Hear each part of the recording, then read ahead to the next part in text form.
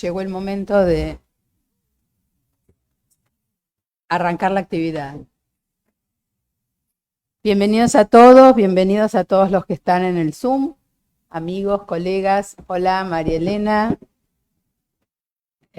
Ale, Maru, Melinda, hi. Melinda, colega de Estados Unidos que colaboró en la revista. Susana, ok. En primer lugar, bueno, agradezco a Leonardo y a Silvina haber aceptado la invitación a presentar el número 34 del 2024 de la revista. Todos sabemos que el número salió el año pasado, pero como coincidió con el simposio y fin de año, decidimos postergar la presentación del número para el arranque del 2025.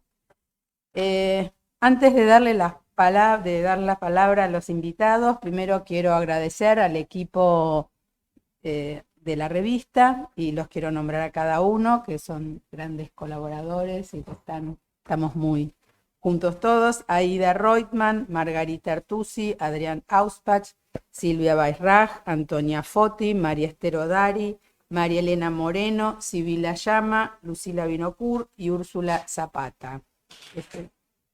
Nora Lewy, dije Nora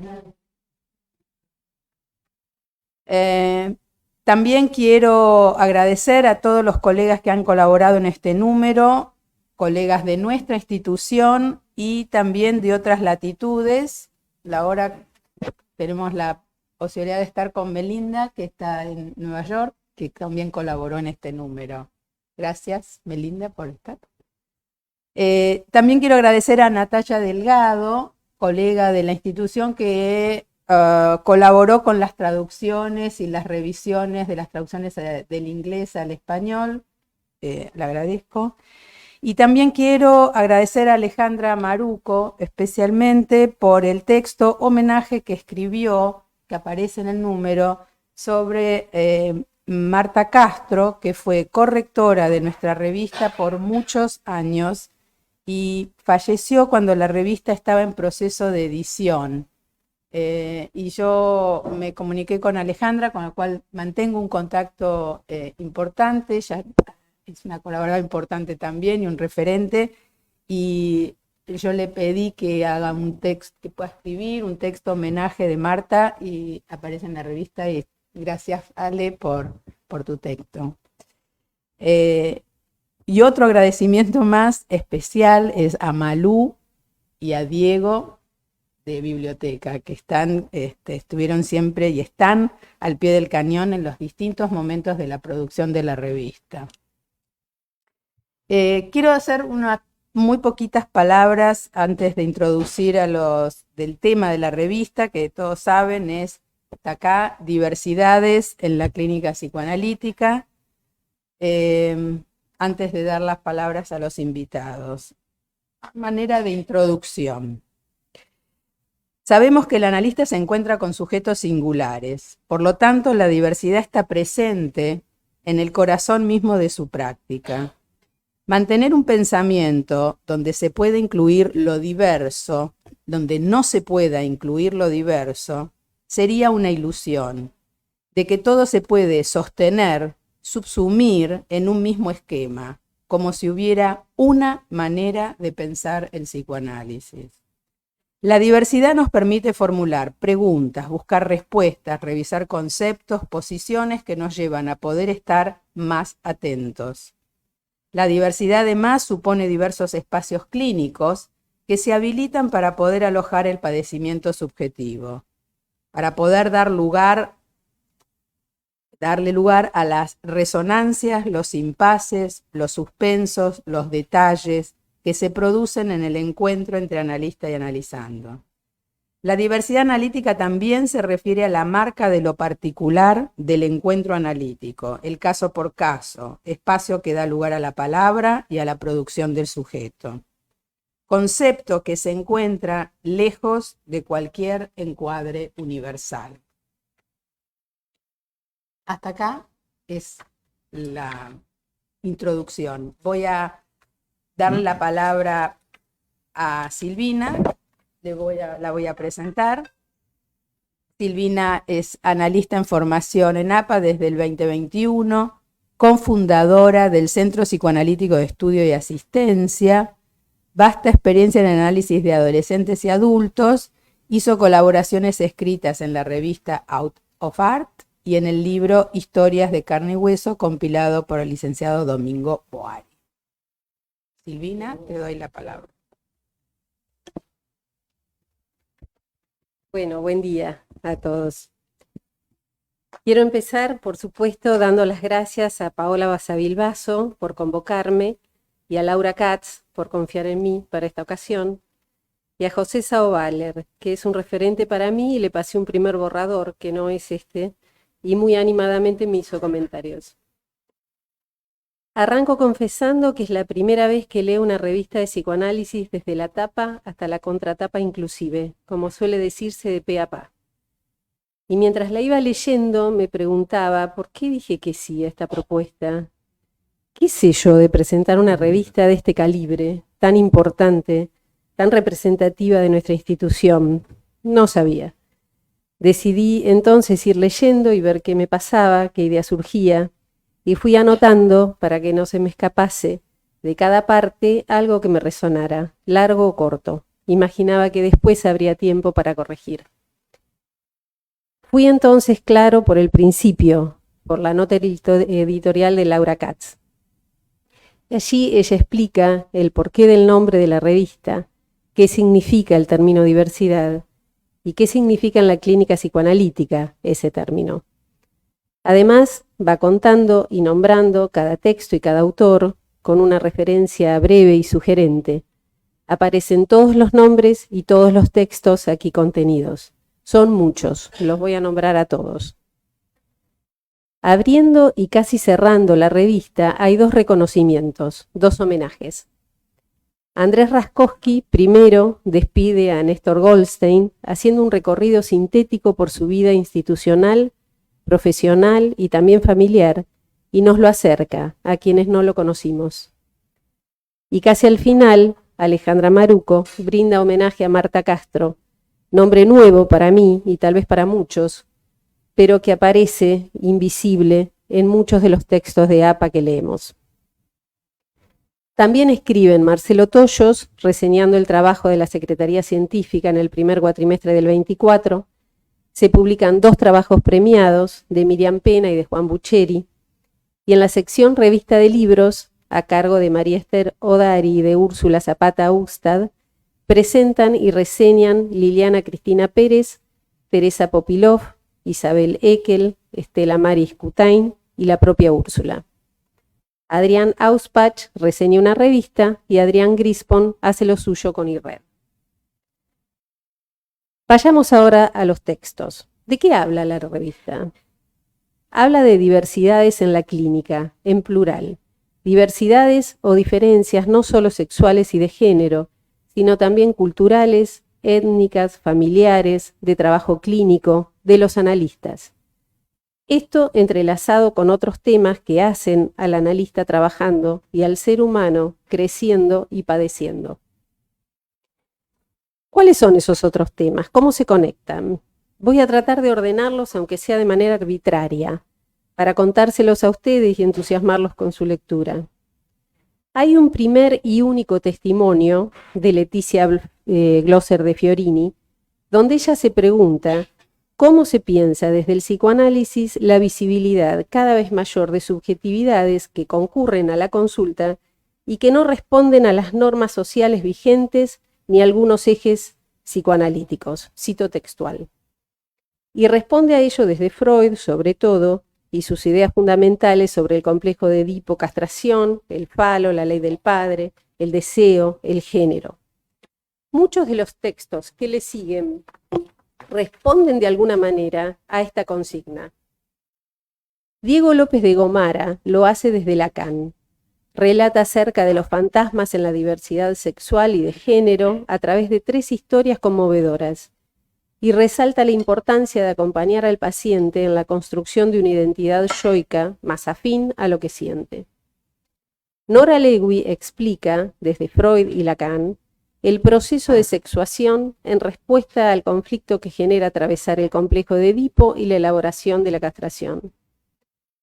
Alicia Hendel teoriza acerca de la figura del padre como representante de un saber universal y se pregunta qué sucede cuando esa figura es débil. ¿Esto redunda en una falta total de ley?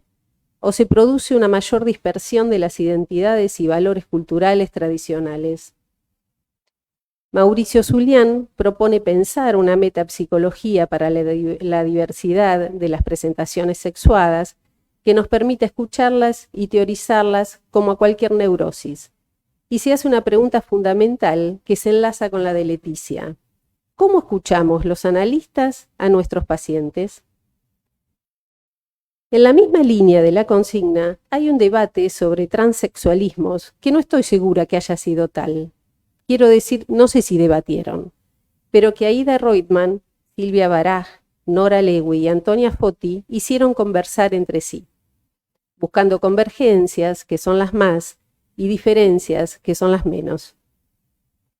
Trans se refiere a aquella persona que vive un género distinto al que le fue asignado biológicamente al nacer, explica Alejandra Bernes Maruco, una de las convocadas a debatir, quien destaca, entre otras cosas, la importancia de dejarse interrogar por la psicosexualidad y la diversidad sexual, y se pregunta por los límites de la analizabilidad, del psicoanálisis, de las teorías y de los psicoanalistas. Y por otro lado, de Analia Wald, que acentúa la transmisión de las identificaciones inconscientes de los padres hacia los hijos y a la vez, en una referencia más filosófica, piensa si es posible deconstruir el pensamiento de la identidad como esencia inmutable. Y en este sentido hago aquí un corte para después continuar con los otros autores. La revista está llena de pensamientos que estimula a quien la lea a seguir pensando y a saber. ¿A saber qué? A saber más sobre nosotros mismos como psicoanalistas, no solo a comprender a nuestros pacientes. La revista nos invita a recorrer las diversas sexualidades, a comprenderlas en la subjetividad y en la intersubjetividad paciente-analista y a revisar nuestras propias resistencias, nuestros prejuicios. Hace poco tiempo atrás volví a leer un texto de Ferenczi, La confusión de lenguas entre los adultos y el niño, de 1933, y me resonó lo que él piensa del analista, de las resistencias del analista y de la importancia fundamental del análisis del analista. El texto tiene más de 90 años y es a la vez bastante actual. Ante todo debemos ser analizados, dice, claramente. Y esta idea recorre toda la revista. ¿Cómo escucha el analista las nuevas sexualidades? ¿De qué manera se inscriben los discursos sociales?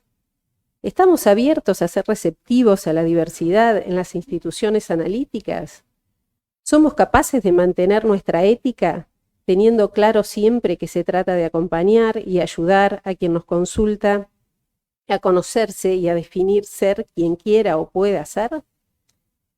Estas y otras tantas preguntas nos interpelan, nos comprometen a meternos con nuestros propios traumas cuando entramos en contacto profundo con el sufrimiento del otro. Entrelazados a estas cuestiones como distintos eslabones de una cadena, otros textos hacen una especie de recorrido por distintas formas de sufrimiento, pensando también en el paciente y en el analista. Haciendo jugar los temas de esos escritos, podríamos imaginar la vida vertiginosa de un alguien que nace y rápidamente se hace un niño que juega a los videojuegos y lleva esos juegos tecnológicos al consultorio de su psicoanalista, a quien desafía a acompañarlo por esos lugares novedosos y que no entiende bien, tal como lo cuenta Clara Benseñor. Y que ese alguien después crece y consume sustancias y entra en transferencia con su analista varios meses después de iniciado el tratamiento, tal como lo cuenta Carlos Bach.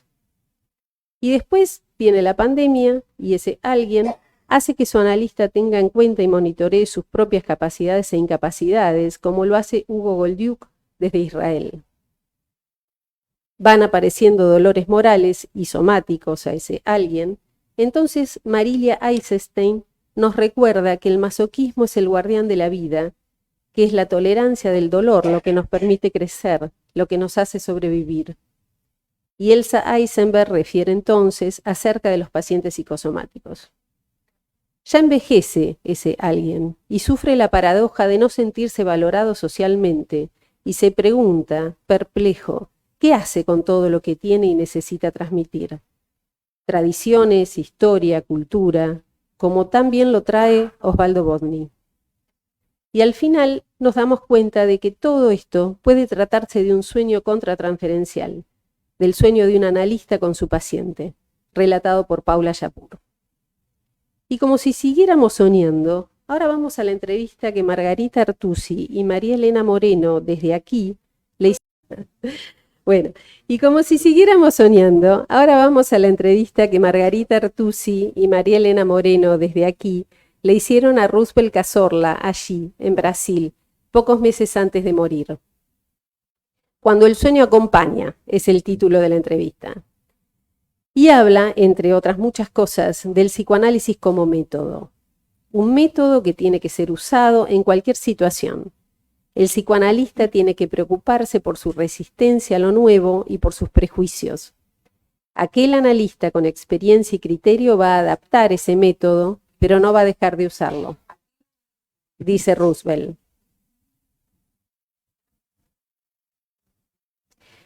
Esto, justamente, es lo que nos cuentan desde otros lugares lejanos. En pocas palabras, en distintas latitudes, es una sección nueva, interesantísima, donde los analistas cuentan sus experiencias en otras partes del mundo. Adolfo Benjamín nos cuenta de Ucrania, atravesada por la guerra y que, sin embargo, tal como Freud mencionaba, no necesariamente esto marca el sufrimiento de los pacientes. José Galeano, de Paraguay, que podría bien recordarnos algún lugar de nuestro país, habitado por los nadies, llenos de urgencias y tan vulnerables. Eduardo Martins, desde Salvador, Bahía, reflexiona sobre historias de negros, blancos y colonialismo. Felipe Matamala Sandoval, desde Washington, en contacto con el más primario sufrimiento humano, con los diversos inmigrantes latinos. Teresa Yang trabaja en China y nos cuenta hermosamente mucho más que la clínica. Melinda Hellman, desde Estados Unidos, se cuestiona y se observa a sí misma trabajando en estos tiempos. Y Honey Oberoi Bahali, de la India, en la India, con otras leyes y otros valores culturales. Les sugiero calurosamente estos relatos, porque son riquísimos, conmovedores, tan lejanos a nosotros y tan familiares al mismo tiempo. Porque más allá de las fronteras, de las culturas, de las razas, de los conflictos, de las historias, la escucha psicoanalítica, el compromiso con la vida y con lo humano, la empatía por el sufrimiento y el dolor, está siempre presente en los consultorios. Era fines de enero cuando empecé a leer la revista, y mientras me iba interesando y al mismo tiempo preguntando qué voy a decir de todo esto, sucedió Davos. Y después, en respuesta, un sábado de mucho calor, sucedió una marcha en Buenos Aires, en muchos puntos del país y en muchas otras capitales del mundo. Días después recibí un mail de IPA, que todos habrán recibido, contando que en un instituto de Estados Unidos se suspendió una conferencia sobre temas trans debido a órdenes ejecutivas presidenciales. Y recordé entonces un poema hermoso, que algunos dicen que su autor fue el pastor luterano alemán Martin Niemöller, y otros se lo atribuyen al dramaturgo Bertolt Brecht. Sea de quien fuese, como le dice el postino a Neruda, ya es de quien lo necesita. Y dice así, con perdón de Sipe, que lo recitaba como nadie. Primero se llevaron a los judíos, pero a mí no me importó, porque yo no lo era. Luego arrestaron a los comunistas, pero como yo no era comunista, tampoco me importó. Más adelante detuvieron a los obreros, pero como yo no era obrero, tampoco me importó. Luego detuvieron a los estudiantes, pero como yo no era estudiante, tampoco me importó. Finalmente detuvieron a los curas, pero como yo no era religioso, tampoco me importó. Ahora me llevan a mí, pero ya es tarde. Empecé a leer una revista impecable, hermoso ejemplar prolijo. Terminé con hojas sueltas en la mano, escritas, marcadas, subrayadas. Qué suerte que no voy a poder prestarla así. Quien quiera leerla, y ojalá sean muchos, tendrá que comprarla. Muchas gracias.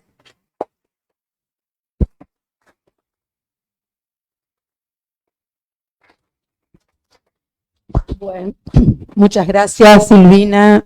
Muy lindo tu comentario, sobre todo el hilo que fuiste tejiendo y hilvanando toda la revista, pasando por las distintas secciones, lo que te provocó cada artículo, cada contenido. Muy lindo, muchas gracias. Bueno, voy a presentarlo a Leonardo, conocido colega de la institución, querido. Médico psicoanalista, miembro titular y didacta y profesor de APA, profesor de cursos de grado y posgrado universitarios, miembro de comisiones de asesoramiento y evaluación de trabajos en varias publicaciones, invitado habitual a paneles, mesas redondas, jornadas, simposios y congresos en diferentes instituciones, numerosos trabajos publicados en diversas revistas de psicoanálisis y varios libros en colaboración. Libros propios recién publicados, lleva el título La consulta psicoanalítica, ¿cuándo, por qué y para qué consultar? Y anteriores, los orígenes del sujeto y su lugar en la clínica psicoanalítica y la realidad, el sujeto y el objeto. Leonardo. Bueno, desde ya agradezco la invitación a presentar este número de la revista. Y para comenzar voy a destacar que las revistas institucionales son muy importantes, y en particular la revista de nuestra asociación, ya que tiene una extensa existencia testimoniando los orígenes del psicoanálisis en la Argentina. Consideremos que las revistas producen un valioso legado de lo que denomina protocolos de tarea investigativa en APA. Estos protocolos son trascendentes porque dejan por escrito las marcas de la experiencia que van mucho más allá de las intenciones de los autores y de los editores. Agreguemos que hay instituciones que existen exclusivamente en base a una revista de publicación periódica. Aún sin aplicar nuestros criterios psicoanalíticos de buscar el sesgo inconsciente, sea de cada autor o si es necesario lo colectivo, todos los escritos implican un contenido latente. Son discursos que tienen un sentido político de defensa del psicoanálisis y como algo a favor de nuestra institución tiene un estilo de tolerancia a la diversidad que está en el título mismo de este número. Consideremos que un protocolo es más importante que cualquier conclusión porque muestra la metodología de pensamiento y su aplicación. Un maravilloso ejemplo son los 5 historiales de Freud, que siguen siendo una cantera infinita de lecturas y enfoques, aunque los resultados terapéuticos dejan mucho que desear. Por otra parte, las revistas dejan asentado como un cuaderno de bitácora por dónde estuvimos navegando a lo largo de los años que nos precedieron y cuál es el rumbo actual de nuestra gran arca psicoanalítica. Por supuesto no me refiero a la agencia recaudadora del gobierno, aunque también podría ser si evaluamos nuestra riqueza, sino que estoy parafraseando la película de Sokurov del Arca rusa. De hecho, la orientación del psicoanálisis y la de APA fueron cambiando a lo largo del tiempo, y esto se fue reflejando en las transformaciones de las publicaciones que son los materiales referenciales. Si fuésemos capaces de revisarlos adecuadamente, podríamos ver los logros y los fracasos, los desvíos que se fueron produciendo a lo largo de los años, y también permitirían revisar el rumbo actual, incluso con un poco más de audacia, pronosticar el futuro de la institución y del psicoanálisis. En 1992 me tocó presentar como autor el primer número internacional de la revista, que abrió una serie de números posteriores fuera de los números habituales de la revista. Tanto en ese como en otros de esos números tuve la oportunidad de escribir. En esa oportunidad compartí la presentación con Willy Baranger y Eduardo Ajejas.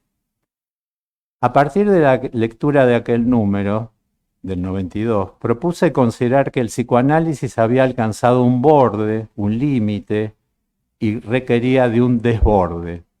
Por supuesto, yo pensaba que convenía que fuese por vía de Lacan guiado por Freud, como la mejor opción de desborde.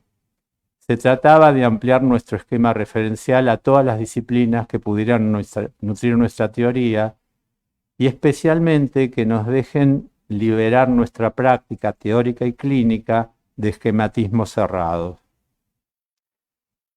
Leyendo esta revista es evidente que esa apertura se profundizó y en esta revista aparece la evidencia de esos augurios. Muchos artículos se nutren de fuentes por fuera del psicoanálisis y varios se sostienen en la base freudo-lacaniana, especialmente los que se adentran en los temas de sexuación y género. Se denota en su desarrollo el esfuerzo por asentar las teorías, puesto un pie dentro del psicoanálisis y otro por fuera.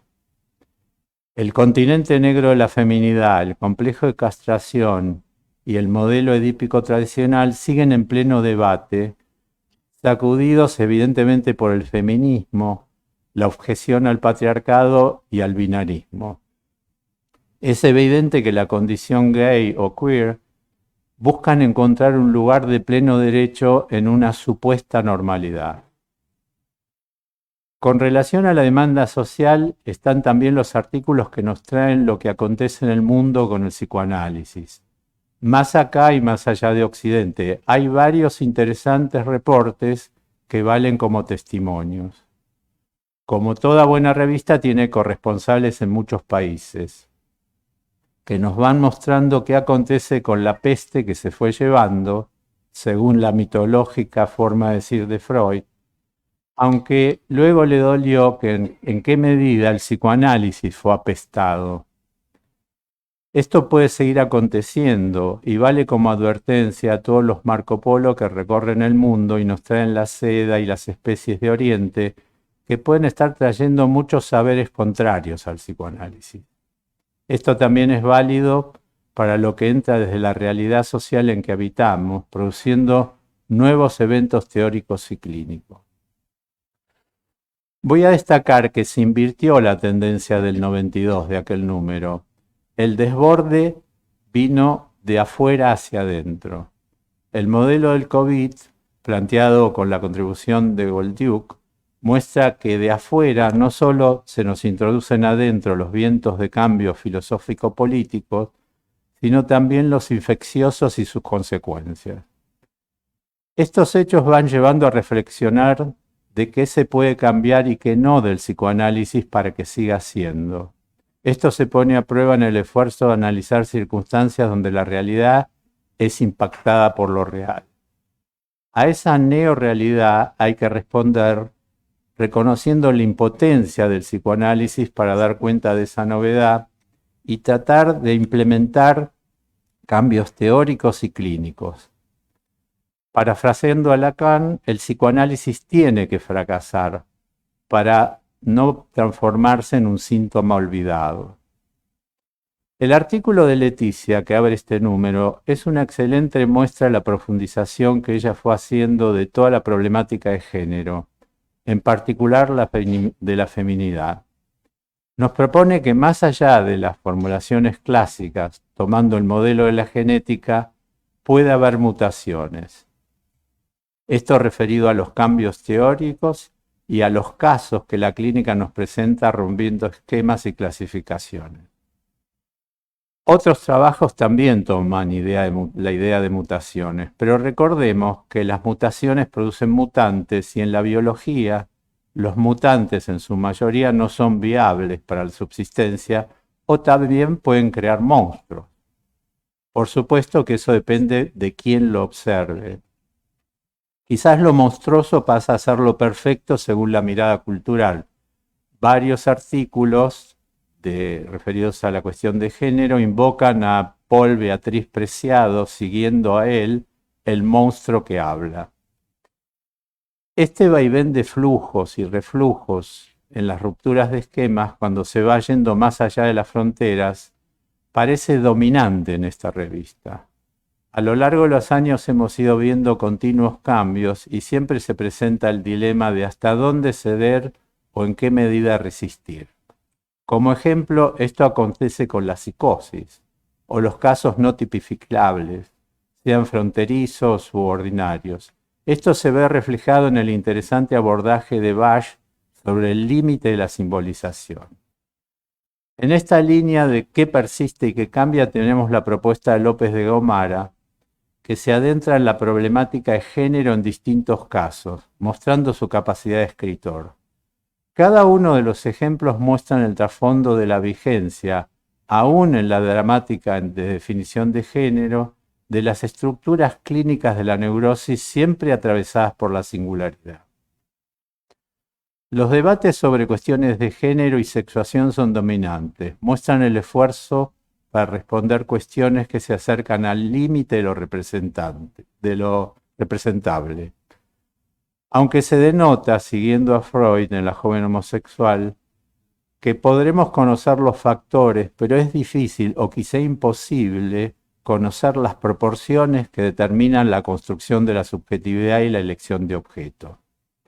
Esta revista incluye otros enigmas, como el recurrente tema de la contratransferencia, que es enfocado en el trabajo de Japur, con la naturalidad que tienen algunos enfoques frente al desacuerdo desde otras perspectivas sobre estas creencias.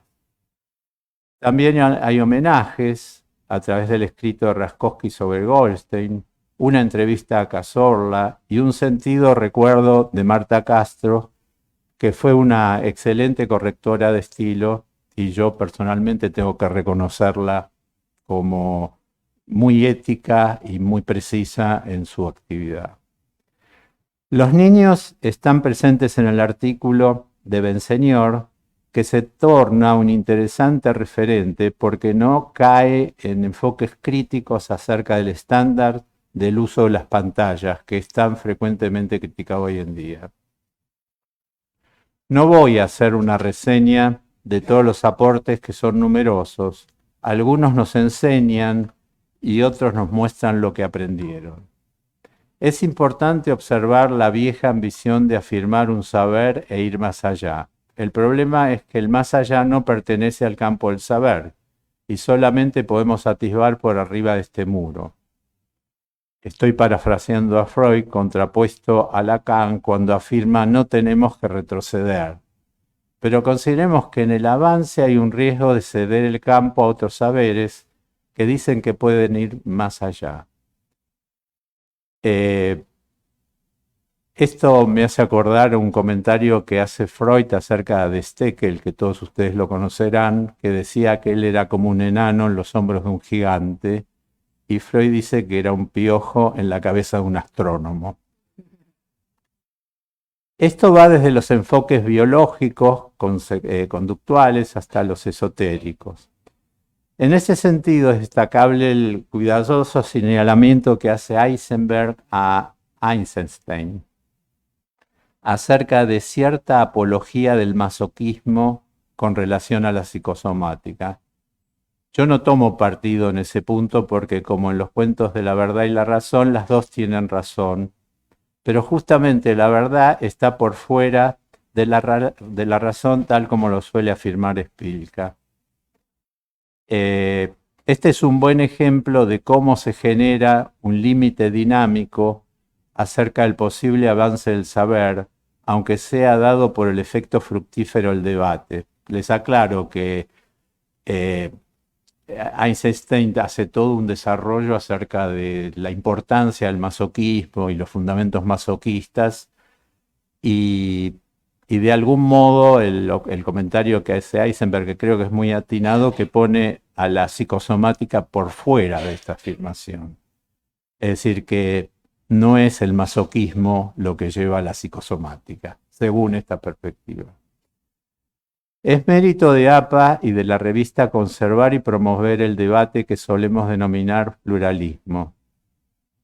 Se ve reflejado en las propuestas de Maruco acerca del tema de género, que tal como recién lo comentaron, está puesto en serie con la propuesta de Analia Wall, que son muestras que permiten comparaciones. En ese sentido opera el valioso trabajo de mediación del comité de la sección de la revista. Me surgió la pregunta, ¿por qué en lugar del debate hubo discursos paralelos? Porque eso es muy típico de ciertas perspectivas en APA, que en vez de discusiones puede haber discursos paralelos. Es evidente que la dialéctica entre lo nuevo y lo viejo, lo que viene de afuera y lo que viene de adentro, entre la clínica y la teoría, entre lo singular y lo universal, hace a la esencia del psicoanálisis, y esta revista es una muestra lograda. Por todo esto, por ahora el psicoanálisis está vivo y estos aportes, además de ponerlo en evidencia, hacen que siga vivo. Valoro muy especialmente que la revista muestre la clínica en varios artículos, ya que la clínica es una de las fortalezas diferenciales de APA. Y acá quisiera hacer una aclaración, porque a partir de los nuevos supuestos protocolos de confidencialidad, se suma toda la tarea clínica en muchas publicaciones y tenemos que ir a revolver historias antiguas o ya publicadas en lugar de mostrar en vivo y en directo nuestra clínica. Es un tema que habría que resolver. En la revista no hay reparos en ese sentido. Eso me resultó agradable y me abre preguntas, ¿no? La revista también tiene una función de vidriera del funcionamiento parroquial de APA y también de espacio de mostración de la producción Nobel. Esto es importante para lo que ya planteamos de dejar evidencias, que vuelvo a decir, siempre van más allá de las intenciones más formales de cumplir con los socios. En esta línea está la reseña de Secretaría Científica y el trabajo de contratransferencia de Yapur, que es una joven colega. Para ir concluyendo, como un comentario en perspectiva de esta publicación, fuera de unos pocos artículos más formales clásicos, se nota el avance de exploración dentro de los recursos de APA, tratando de alcanzar los desafíos de la época. Es evidente que algunos críticos teóricos permiten aventurarse hacia lo insabido. Lo que tiene de meritorio es que lo hacen sin abandonar el psicoanálisis. Hoy en día es una de las grandes tentaciones o pretensiones fogonear un modelo que es lo que Freud denominó la American Prosperity, que adquiere muchas variedades y son nuevas, a pesar de que la originaria que menciona Freud colapsó con la crisis del 30, hubo nuevas American Prosperity. Sigue habiendo nuevas American Prosperity. Es muy importante tener siempre presente que el psicoanálisis no debe ser una cosmovisión y que el ser humano existió a lo largo de su vasta historia sin el psicoanálisis, lo que demuestra que esta joven disciplina está para aportar algunas comprensiones y no todas. Cuando pretendemos que sea explicativa de cualquier conducta o condición humana, creamos un sistema de creencia como la de cualquier visión religiosa, filosófica o incluso mancia. Aparte de la dificultad de reflexionar acerca de muchos enigmas de la constitución subjetiva, se nos presenta el problema de preservar la ética psicoanalítica y dilucidar si se conserva en todos los maridajes del psicoanálisis con la enorme cantidad de disciplina que nos rodea. Por último, quiero destacar la cantidad y calidad de los aportes que tienen un cierto balance que refleja desde muchos ángulos el estado de nuestra institución en el psicoanálisis en general. El objeto de una revista no es el de un libro, como otros que produce APA, muestra un modo actual qué está aconteciendo desde múltiples enfoques. Actividades, preocupaciones, pérdidas en los homenajes, ganancias en los premios y sobre todo preocupaciones. Todo esto hace que sea una herramienta viva como un diario, Luego veremos, cuando decante lo propuesto, qué es lo circunstancial y qué se vuelve trascendente a lo largo del tiempo. Felicito la tarea realizada y esperemos que tenga continuidad en los próximos números con el nivel y la excelencia que tiene este número.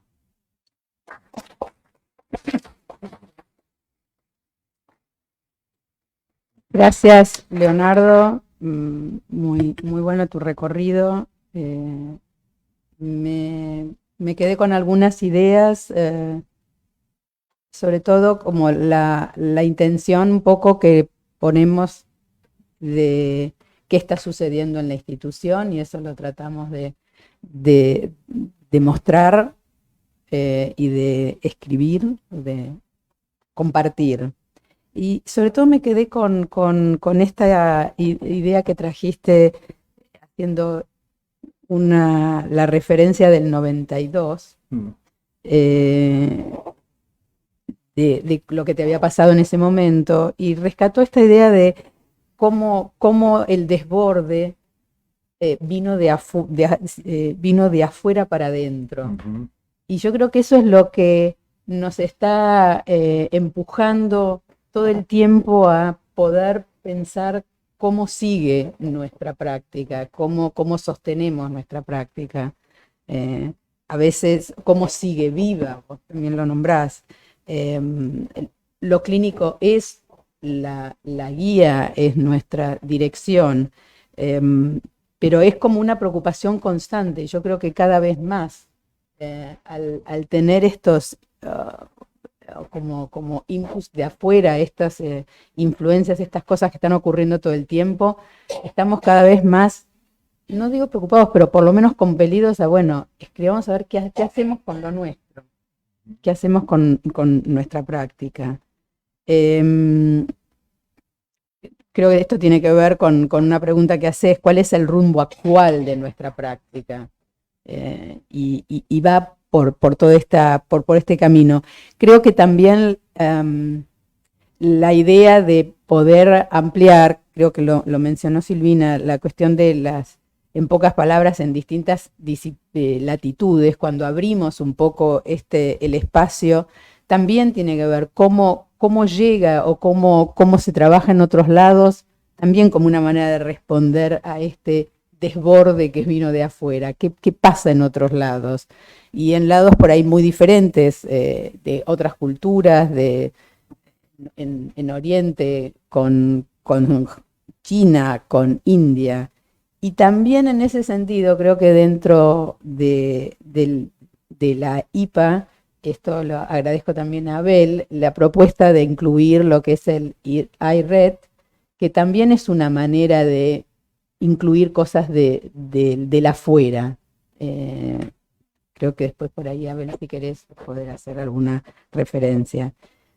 Bueno, muy contenta, creo que el equipo también, estamos muy contentos de hacer la presentación de este número, y por ahí abro el espacio para que los invitados del Zoom, si quieren decir algo, y por supuesto invitarlos a comprar la revista.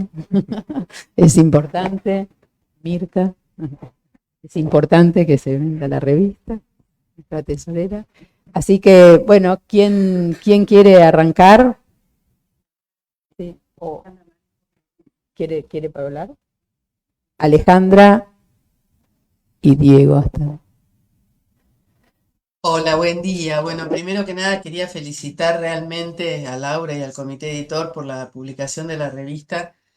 De verdad, además de que es un excelente tema y está muy bien armada la revista en general, yo sé que es una epopeya sacar un número de la revista en estos tiempos de la institución y del país, así que realmente entiendo el esfuerzo que han hecho y lo agradezco. Por otro lado, bueno, la revista refleja como una tensión entre propósitos y posibilidades, ¿no? Muchas cosas nos proponemos y después no tenemos la posibilidad de concretar. Es en ese sentido que, respondiendo a Leonardo, lo de los discursos en paralelo que parece haber entre Analía Wald y yo, tienen que ver con que se nos propuso hacer un debate en el simposium que después por los dispositivos que se generaron en el simposio no tuvo lugar. Entonces yo no leí el trabajo de Analía hasta que no salió publicada la revista y Analía no leyó el mío hasta que no salió publicada la revista, por lo tanto el debate lo armó realmente el comité editor, cosa que les agradezco, pero bueno, nos queda pendiente y eso es bueno que sea un propósito también generar esos espacios, ¿no? Y la otra cosa entre propósitos y posibilidades es esto de lo que decías, Leonardo, de que no hay reparos para mostrar la clínica. Eso fue una decisión del comité editor y de este y anteriores, de que pese a todas las advertencias que se nos hacían respecto a la confidencialidad, se hizo toda una investigación con abogados que nos dijeron de qué manera generar un protocolo de permisos de los trabajos que exonerara a la APA de cualquier conflicto que hubiera por revelar la confidencialidad, y eso posibilitó que se incluyera la clínica en la revista y es algo muy valioso y muy jugado que también hay que agradecer, ¿no? Y después lo que quería decir es que la revista muestra el movimiento institucional y también la apertura al mundo, y eso es muy valioso. Y también lo que decía Silvina al final de su presentación, muestra cómo también vamos pulsando los movimientos a veces pendulares del mundo, para tratar como de dar cuenta de lo que la clínica sigue siendo un problema más allá de lo que la ideología o el clima de época pueda posibilitar. Así que bueno, nada más agradecerles y felicitarlos y esperar que la revista siga así de pujante. Muchas gracias. Gracias, Ale. Está Diego también, Diego López de Gomara. ¿Ahí me escuchan? Sí. Bueno, buenos días. Gracias entonces a la Secretaría Científica por este espacio. Gracias a la revista, a Laura, a la Comisión de Publicaciones y a los presentadores por sus lúcidas palabras, porque bueno, son los lectores de los artículos que le terminan dando un sentido, una significación y una importancia a los trabajos. Agradezco esta revista mucho por el tema de diversidades, que si bien lo traen en un sentido amplio, y eso me parece muy valioso, diversidades en la clínica, bueno, yo lo traje desde el lugar de las diversidades sexuales y de género, porque me tocó acompañar a lo largo de mis años, ya unos cuantos de práctica profesional, a muchas personas que hicieron este proceso de salir del closet. Salir del closet es una expresión que sí tiene unos cuantos años en la Argentina, pero antes ni siquiera existía, así que ni siquiera había un territorio semántico para apoyar a alguien que quisiera hacer o quería hacer este proceso. Así que bueno, la importancia también de las palabras en los procesos que hacen las personas, ¿sí? Y todo lo que el psicoanálisis ahí tiene que aportar. Yo traje, como dijo un poco Leonardo, varios casos clínicos de mi práctica. Tuve el consentimiento de los pacientes o de estos expacientes para hacerlo, pero bueno, se trató de un acompañamiento, por supuesto, y uso esta palabra, acompañamiento psicoanalítico y humanístico, no solamente de una técnica psicoanalítica. Entonces, en este sentido, también se articula un poco con lo que dicen ustedes de diversidades en la clínica psicoanalítica, en la cual hacemos acompañamientos, y para mí es una linda palabra que a veces los psicoanalistas, o a veces la he escuchado un poco criticar, que es un acompañamiento también humano, humanístico, poner eso en nuestra clínica, ¿no? Ese afuera del que vos también hablas, Laura, el acompañamiento humano. Y también me parece muy oportuna esta revista, el tema de la diversidad, porque si bien parecía ya un territorio conquistado al respeto a la diversidad, ahora, bueno, nos encontramos con cierto escalofrío, que eso quizás no es tan así ni en la Argentina ni en el ni en el mundo. Así que me parece muy importante y muy valiosa y no redundante esta revista o de tratar estos temas. Y también me parece que los psicoanalistas tomemos posición tanto institucionalmente o a través de los órganos institucionales, como puede ser una revista, de disipar un poco ciertos malentendidos y ciertos dolores que todavía me parece que un poco prosiguen entre el psicoanálisis y los movimientos feministas, los grupos LGTB+, todo eso me parece que los psicoanalistas tomemos posición y escribamos y disolvamos malos entendidos y antipatías que se generaron y que hubo, también me parece de mucho valor. Entonces creo que esta revista te tiene valor para superar esos malos entendidos. Y bueno, voy a leer también los otros trabajos con mucho gusto y muchas gracias a todos. Gracias. Y a vos, Laura, y a la comisión, por supuesto, a toda la comisión. Gracias, Diego. Adquirila en la tienda de APA. Ok. Para leer.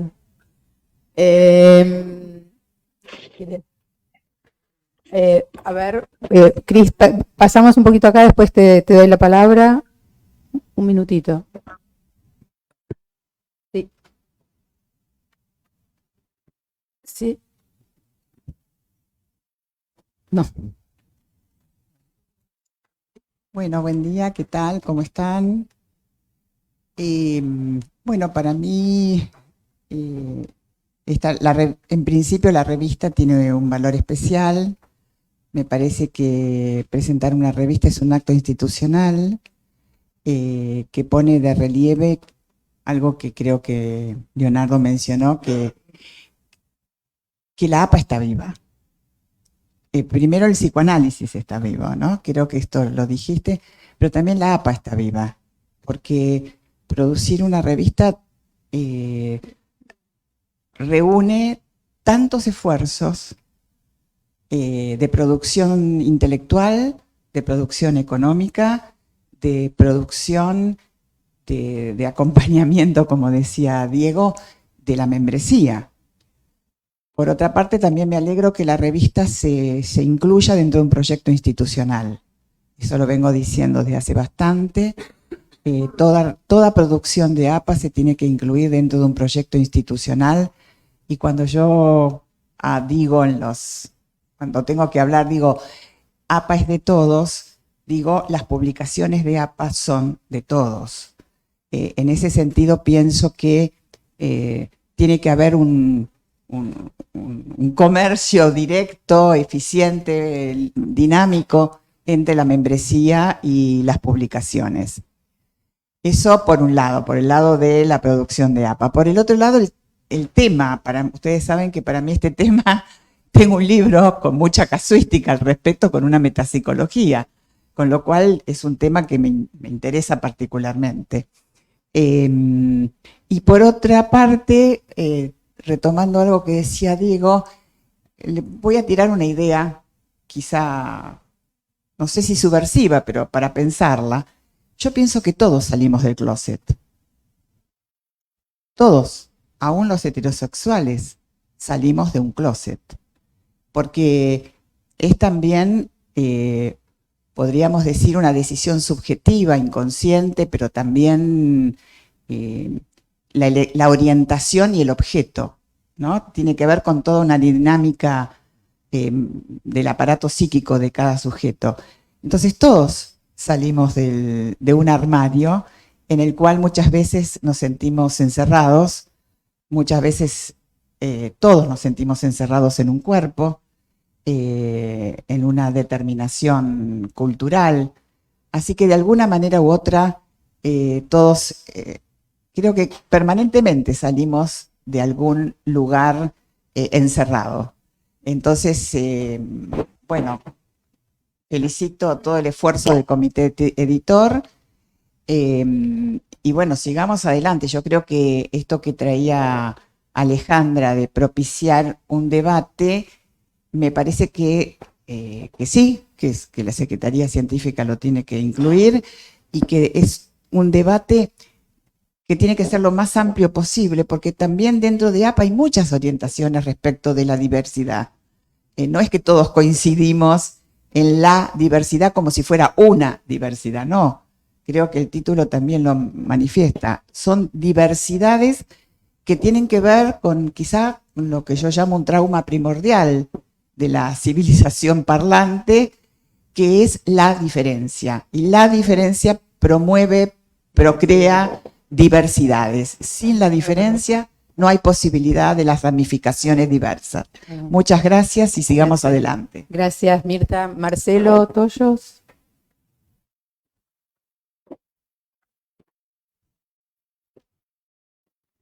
Bueno, muchas gracias por la presentación en primer lugar, porque fueron tan exhaustivos en el recorrido y las articulaciones que hicieron que no solo dan un panorama de lo que la revista dice, sino que incitan a la lectura. Me queda con muchas ganas de leer muchos de los artículos que mencionaron. Yo le agradezco a Diego que haya dicho que esta actividad estuvo organizada por la Secretaría Científica, lo cual no es así, pero de algún modo dice algo, que es que pretendemos, lo hemos hablado con Laura muchas veces, una comunicación permanente, porque creo que la actividad científica es ponerse a hablar. Muchos escribimos cuando vamos a hablar, pero es básicamente el lenguaje hablado, el intercambio, tenga esa articulación con la palabra escrita y tenga un lugar de flujo permanente con todas las publicaciones de APA, pero con la revista especialmente. Creo que bueno, le da una cierta base de verdad al error de Diego. Siempre bienvenidos los errores. Me quedé pensando en algunas cosas a partir de que escuché, sobre todo que la puntualización que hizo Leonardo de problemas, que me parece sumamente interesante, el problema del pluralismo, del debate, los tomó Alejandra, los dos, que yo pensé también, coincidimos. El problema del debate y del pluralismo, que nos interesa especialmente en la actividad de la Secretaría Científica, y el problema de la confidencialidad, realmente un problema muy interesante para que lo tengamos en cuenta, cómo funciona como límite que puede ser muy empobrecedor de lo que es la especificidad de nuestra clínica, ¿no? No digo que sea fácil, el problema tiene aristas complicadas, pero bueno, nos incita a seguir pensando. Y con respecto a la vigencia del psicoanálisis, a la vigencia de APA, con la pluralidad como uno de sus sellos, bueno, Leonardo decía también la clínica como uno de sus sellos, yo no lo había pensado eso, pero creo que tiene razón. Yendo a la vigencia, creo que algunas cosas que dijo Leonardo sirven para pensar que un punto en común es, con distintas maneras de abordarlo y de pensarlo, es la palabra. Y que yo creo que que tenemos los analistas, digo, ¿no? La relación con la palabra escrita, la palabra que escuchamos, y me causó mucho placer ver esta cuestión que nos ubica para mí como en un lugar de magos a los psicoanalistas con la palabra, si bien en algún momento también hubo algo de trabalenguas, que no es, Eisenberg, ¿no? Bueno, esos tropiezos también son importantes, pero lo del arca me pareció maravilloso. Es la magia de la palabra, de transformar el arca, que nunca se me había ocurrido, de esta denominación de la FIP en el arca, del arca rusa y el arca, ¿no? Realmente ahí abre una beta que no tenemos que dejar de cultivar nunca los analistas. Así que gracias. Sí. Pues está claro. Clara. Hola, bueno, felicitaciones antes que nada. Siempre es una fiesta recibir una nueva revista. Tiene 83 años nuestra revista. Tiene una trayectoria, tiene un prestigio, acumula el pensamiento psicoanalítico de nuestra institución. Así que felicitaciones por el esfuerzo. Sé lo que significa crear esta revista. Y también les quiero decir que tengo el privilegio, yo soy la directora en este momento de la Comisión de Biblioteca, y que ya está en nuestra biblioteca digital, que ya está en nuestra biblioteca, la pueden consultar, y los invitamos, como dijimos, a atesorarlas en sus consultorios comprándolas. Felicitaciones. Gracias. Volvemos un poquito al Zoom. Cristina Salas. Estás muteada. Hola, buenos días. Bueno, a mí me encanta siempre las presentaciones de la revista porque para mí una revista es algo que es como eso, pasar revista, ¿no? A cómo estamos hoy, sería. Y en ese sentido me quedé pensando en en esta referencia al tiempo que hacía Leonardo entre el 92 y ahora. Y a mí me preocupa, me parece que esto que el desborde vino de afuera, yo estoy de acuerdo con eso. Yo creo que el desborde vino de afuera con grandes resistencias del psicoanálisis a la afuera. Y creo que, por supuesto, voy a leer los artículos de las revistas seguramente y voy a encontrar ahí algunas otras ideas. Creo que esa es la deuda o el desafío que tenemos para adelante. El no hacer el esfuerzo para mí de adecuar lo sabido a lo nuevo. Me parece que a veces veo un enorme esfuerzo para que entre dentro de lo sabido fenómenos que son nuevos. Y me parece que el psicoanálisis tendrá vigencia en la medida que pueda investigar de qué manera impacta lo nuevo en la estructuración de lo psíquico. Digamos, no somos ni cuidadores de lo que ya está, ni tampoco adaptadores. Me parece que ahí hay un desafío importante porque si no, siempre el desborde va a venir de afuera y las respuestas van a ser como adaptativas. Y digo esto en relación, por ejemplo, a lo que fue el informe de Wuhan cuando fue el tema de la pandemia. Yo creo que más de uno de los que escribieron en ese informe hoy estarían espantados. Creo que las consecuencias, más allá de la PRECUP, las estamos viendo ahora, y lo mismo pasa con la inteligencia artificial, con el uso de las pantallas, etcétera. Creo que nos debemos la obligación, digamos, tenemos la obligación de investigar dejando en suspenso lo conocido. Lo conocido sirve, pero sirve más o menos. Yo creo que yo no salí de ningún closet. Yo quiero entender e investigar ese fenómeno que a mí me resulta difícil y que aparece, por ejemplo, en algunos de los trabajos que conozco, que aparecen en la revista, que es la transformación, el pasaje a la transición de género en un adolescente, como dejarlo así, como una incógnita, no tratar de forzarlo a lo que ya está sabido. Me encantó el comentario de la colega en formación, de Silvia, y me permito recomendarte, Silvia, que leas una adaptación de la poesía que se le atribuye a Brecht de Mariano Horenstein, que está en las redes y que merece la pena ser leída. Gracias, Laura, gracias a toda la comisión y gracias a los comentadores, realmente, Leonardo, Silvina, muchas gracias. Me dio ganas de leer la revista. Gracias, Cris. Seguimos con ¿Hay alguien más? Sí, Clara, buen día y gracias por los comentarios excelentes. Clara. Bueno. Sí, bueno, muy buenos días. ¿Me escuchan bien? ¿Me escuchan bien? Sí, se escucha. Bueno, la verdad que estuve escuchando los comentarios de la revista y evidentemente las distintas escritores y autores han hecho desarrollos muy interesantes e importantes para el psicoanálisis. Yo lo que me agradezco a la revista que me haya aceptado incluirme con un niño, ¿no? Los niños, y qué es lo que pasa en este momento con los niños y los juegos de los videos, ¿no? Es una situación muy intensa, digamos, porque la tecnología ha avanzado intensamente, ha dado muchos buenos resultados para distintas ramas de la ciencia, de la medicina, pero en cuanto a los niños, hay que ver cómo esta tecnología se incluye en la vida de ellos, ¿no? Y qué es lo que pasa.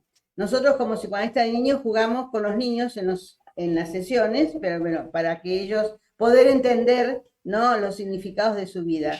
Pero el tema es que en nuestras sesiones, como algo nuevo y algo diverso y algo diferente, han ingresado los videojuegos. Entonces, como psicoanalistas, ¿qué hacemos nosotros con los videojuegos y los niños?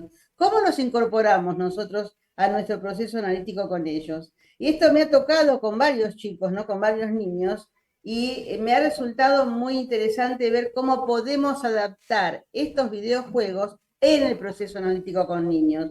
No es algo que tenemos que desconocer o algo que tenemos que dejar de tener en cuenta, sino todo lo contrario, incluirnos y trabajar con ellos y ver que yo, por ejemplo, ahí en el trabajo que yo presenté, traigo, ¿no?, un paciente que había durante mucho tiempo traído la computadora porque se la habían prestado en el colegio y todo el tiempo estaba jugando con la computadora en las sesiones cuando en otro momento hacía otras cosas, ¿no?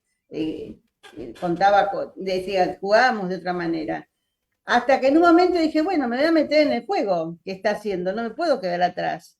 Cuando me meto en el juego de este chiquito, de este niño, del adolescente ya, bueno, aparece el tema de, había un juego que el personaje desafiaba todo el tiempo, ¿no? A todas las situaciones que le pasaban en la vida. Yo tomé el desafío, porque este niño era un chico que tenía con síndrome de Casper desde chiquito, ¿no? Y tomé el punto del desafío para empezar a trabajar con él en relación al desafío. Bueno, pero quiero hacer nada más que una síntesis de esto. Muchas gracias. Voy a leer la revista porque me pareció muy interesante todo el resto de los trabajos que han presentado. Muchas gracias por haberme podido expresarme mis ideas en relación a esto, ¿no? Gracias. Actual. Gracias, Clara.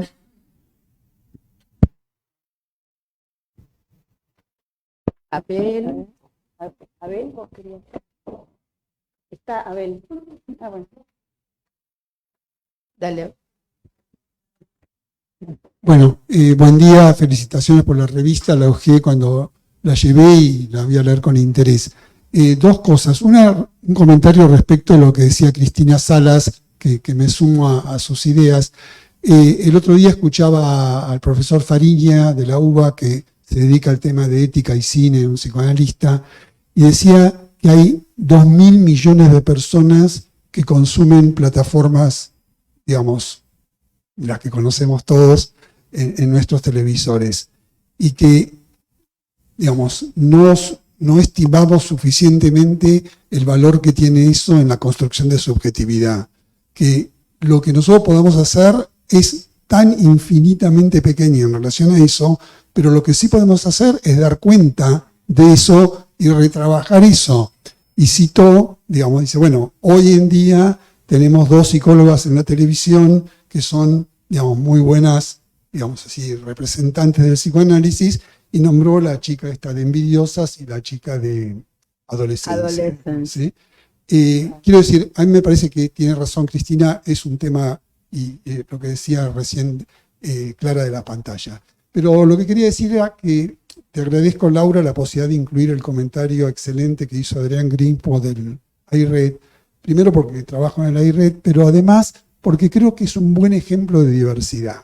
O sea, nosotros tenemos un problema, alguien dijo por ahí, creo que Alejandra decía, el tema, o no, primero empezó Leo, digamos, como que nos cuesta establecer debates, ¿sí? Es difícil, ¿no?, armar un debate y bueno, hay que lograrlo. A mí me parece que es difícil encontrar una publicación, quizá alguno de ustedes tiene alguna experiencia, que haya logrado establecer una articulación entre debates, entre analistas de distintas regiones sobre el mismo tema, ¿sí? Que además sea gratuita y que sea de libre acceso para cualquier persona, incluidos los estudiantes universitarios. Entonces, te agradezco, Laura, que haya estado ahí, y Adrián, que lo haya escrito. Gracias.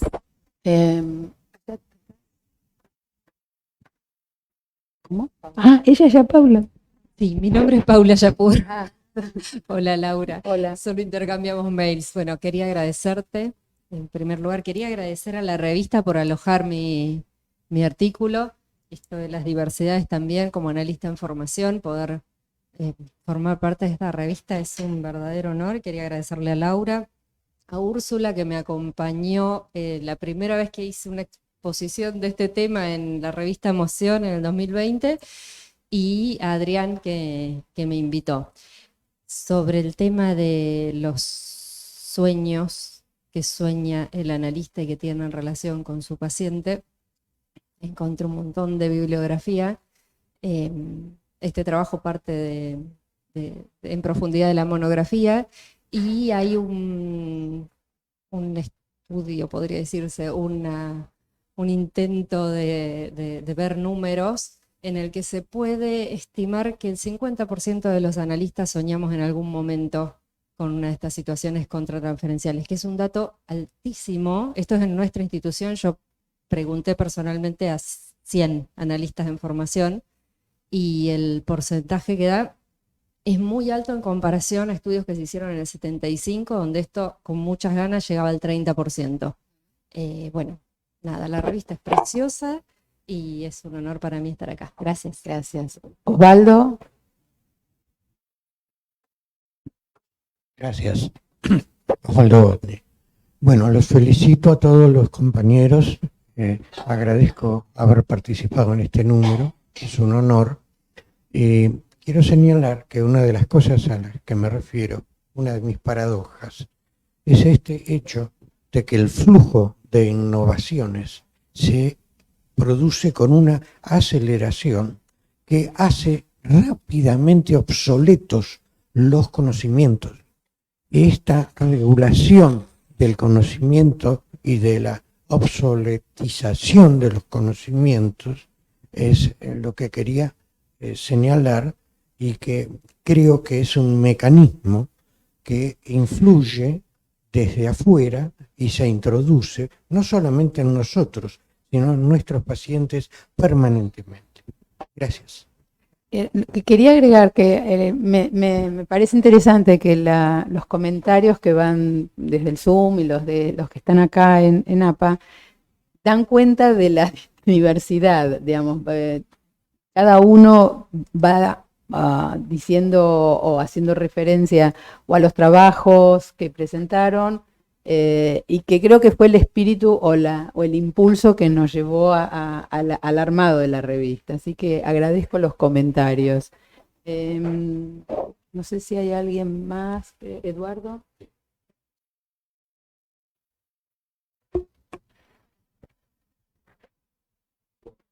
Hola. Sí, me sumo a los agradecimientos. Realmente estoy muy contento de haber venido hoy acá. Trato de venir siempre, pero a veces uno no puede. Me encanta esta presentación y me estimula mucho a comprar la revista y a leerla. Y que circule en la clínica me parece una idea excelente. Y estoy curioso de saber cómo hicieron para destrabar esta cuestión de los protocolos y la confidencialidad y todo eso.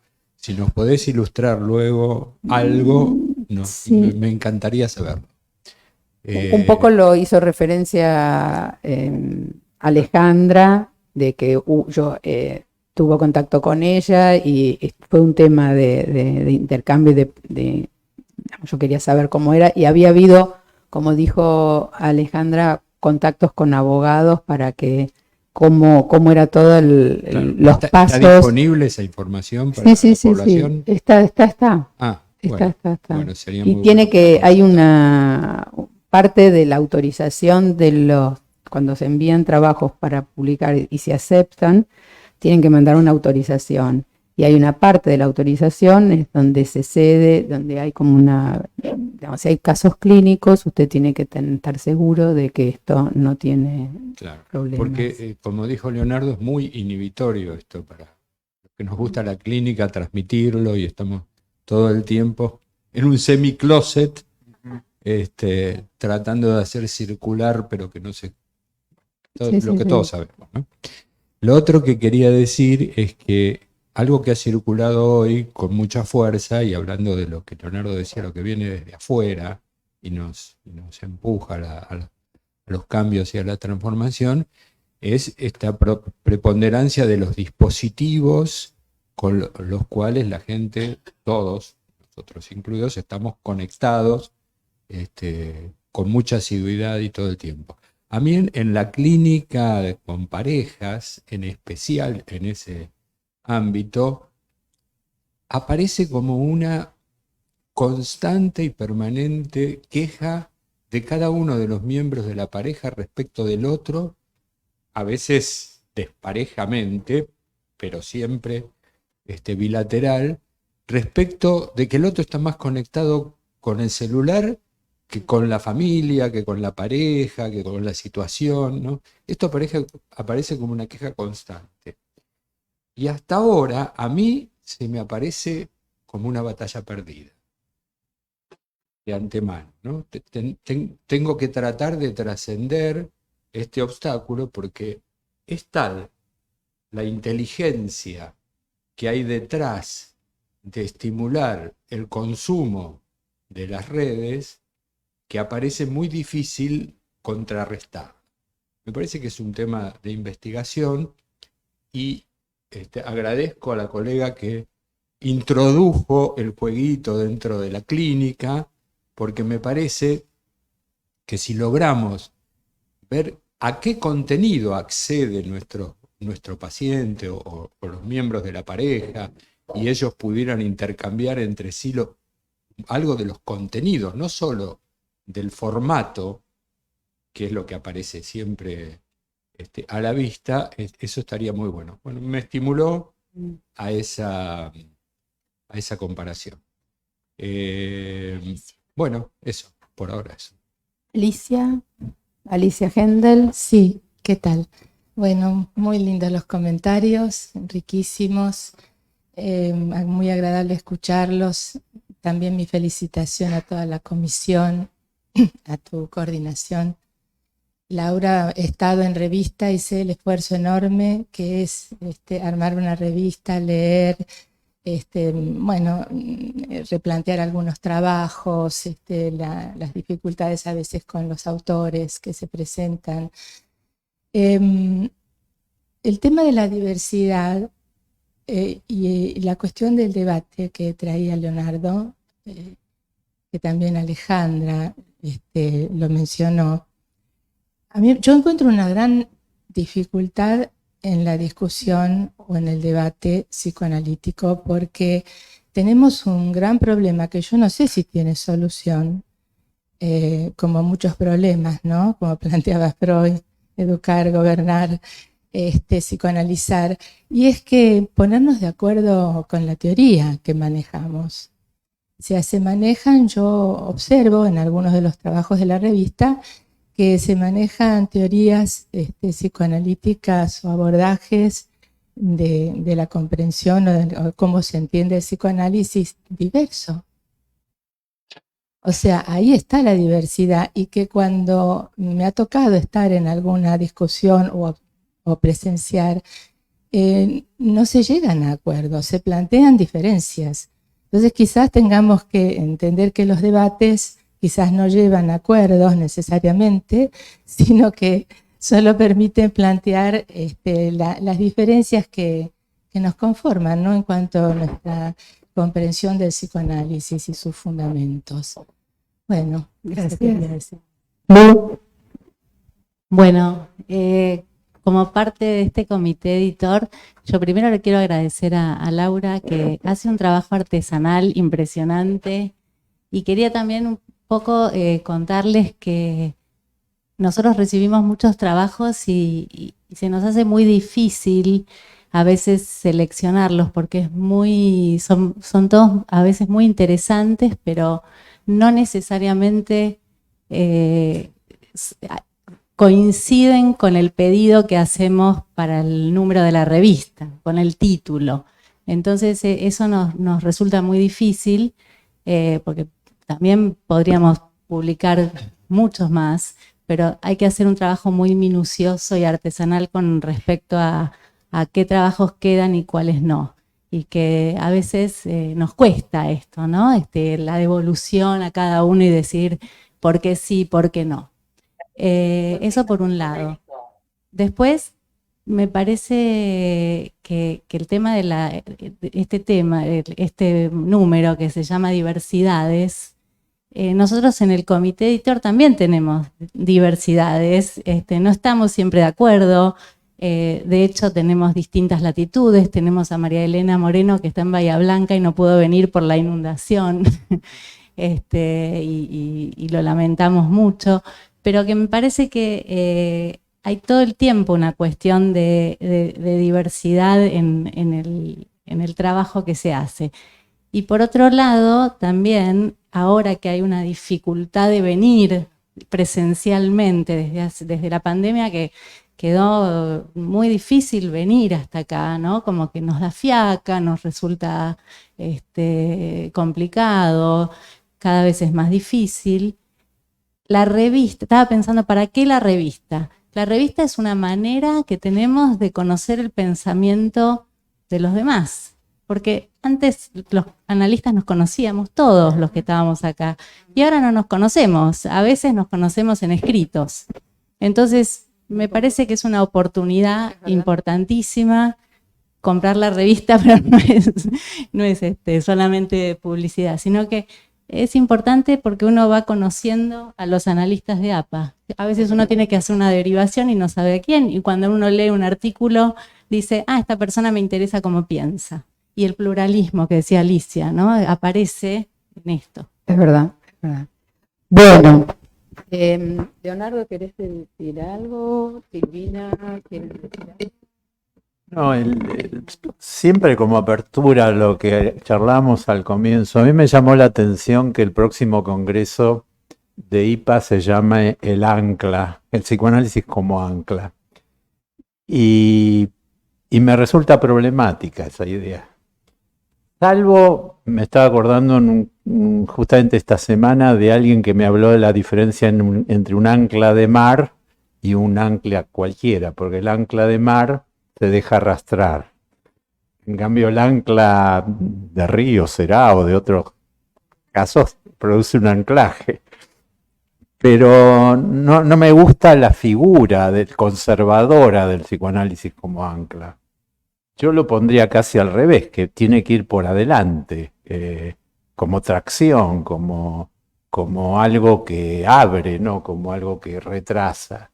Y creo que esto depende de la perspectiva teórica que adoptemos, pero yo creo que estamos vislumbrando cualidades del gran otro. Es decir, que si la teoría nos es útil en ese sentido, o del inconsciente, si ustedes quieren, como una dimensión del gran otro, pero ampliarlo a todo esto que vemos. Por eso me pareció interesante que se incluya en el trabajo de Yapur la pantalla en los análisis, y que no se digan cuestiones... Deben señor. Y que no se digan cuestiones típicas de crítica hacia todo eso, porque hace acordar a la época, no sé, porque había aparecido la máquina de vapor que iba a arruinar el mundo, los automóviles que también, la electricidad, etcétera, y por eso lo que vos decías, Eduardo, de que es una pelea inútil, yo creo que es porque no hay contra qué pelear, parece que es otro el enfoque, ¿no? Bueno, sí.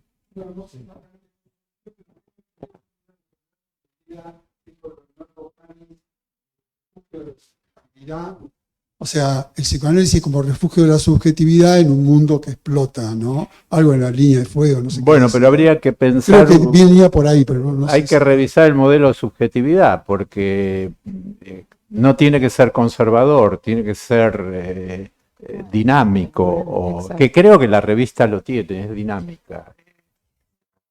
No está cerrada. Bueno, no, muchas gracias. Sobre todo me acordaba de Les Luthier tiene una obra que es de Warren Sánchez, que era un pastor evangélico, que tenía un libro que se llama Warren Sánchez tiene todas las respuestas.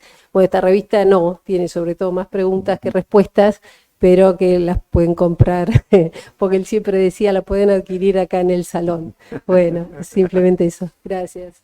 Bueno, vamos a ir cerrando. ¿Hay alguien más? Sí, Teresa Joan pide la palabra. Teresa Joan. Desmuteate. Espera, no se te escucha. Ahí está, listo. Bueno, buenos días a todos. En primer lugar, yo quiero agradecer a Laura, al comité editor, a los comentaristas, a los comentarios muy interesantes de Leonardo sobre este fantástico número de la revista. El nombre de la revista, de este número, Diversidades en la Clínica, me parece que abre un montón de posibilidades de comentarios y de debates. Yo estoy muy contenta porque incorpora más la nueva región de la cual hay pocas publicaciones en nuestra revista, Asia-Pacífico. Esta nueva región Asia-Pacífico en la que está incluida China, que es donde hace 3 décadas trabajo como psicoanalista, India, con país que tenemos mucho contacto, Japón, Corea, Australia, Taiwán. Es fascinante. Yo felicité a Laura personalmente por la inclusión de estas nuevas áreas, que no son nuevas, porque en algunos de ellos el psicoanálisis y el contacto con Freud llegó mucho antes que América Latina. Es verdad. En el año 29, ya India estaba en contacto, teniendo su asociación.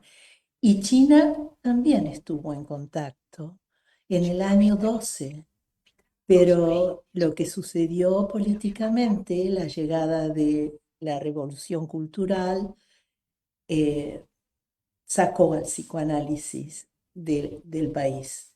Y lo volvimos a introducir cuando la apertura, y tuve el privilegio y el gusto de poder participar de ello a fines en el 95. Bueno, pero el tema diversidad lo asocié también con esto que mencionó Leonardo, el queer. Hace poco tuvimos un congreso en Nueva Delhi y uno de los trabajos fue Queerness in the Transference, en la transferencia. ¿Quién es el sujeto que aparece en la transferencia del sujeto que se analiza? Es decir,